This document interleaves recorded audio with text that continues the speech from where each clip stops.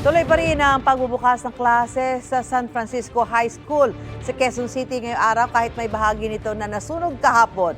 Para sa update doon, may unang balita live si James Agustin. James?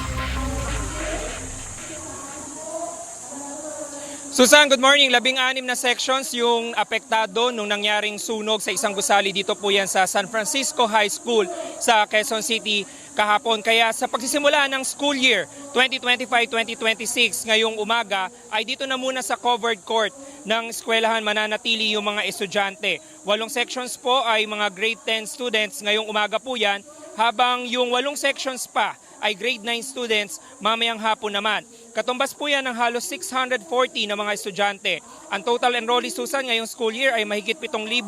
Ayon sa principal ng eskwelahan, meet and greet na lang muna yung mangyayari sa mga estudyante at guro na naapektuhan ng classroom ng sunog kahapon. Yung mga 2 oras lang daw yung pasok nila ngayong araw, pero bukas ay regular na ang oras ng pasok nila dahil ililipat na sila doon sa DepEd A building na ginagamit ng senior high school.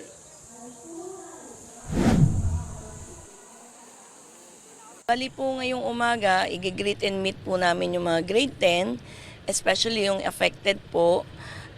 Magbibigay po kami ng mga last minute instructions, especially yung pag-wear po ng mask, kasi medyo hindi pa po maganda yung air.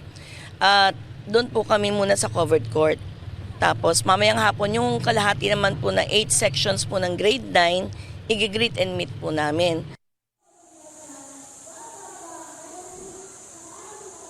Samantala, Susan, ngayong umaga, bago mag-alas 6 ng umaga, ay nagkaroon na ng flag raising ceremony dito at pagbikas ng Panatang Makabayan. At ngayon, ongoing yung program dito sa covered court. Pagkatapos po ng programa, doon natin malalaman yung mangyayaring sistema dahil yung mga grade 10 students na 8 section niya, dyan na muna sila magkakaroon ng meet and greet sa kanilang mga guro ngayong umaga. Antabayan na natin kung ano yung magiging update dito sa San Francisco High School sa Quezon City. Ako po si James Agustin para sa GMA Integrated News.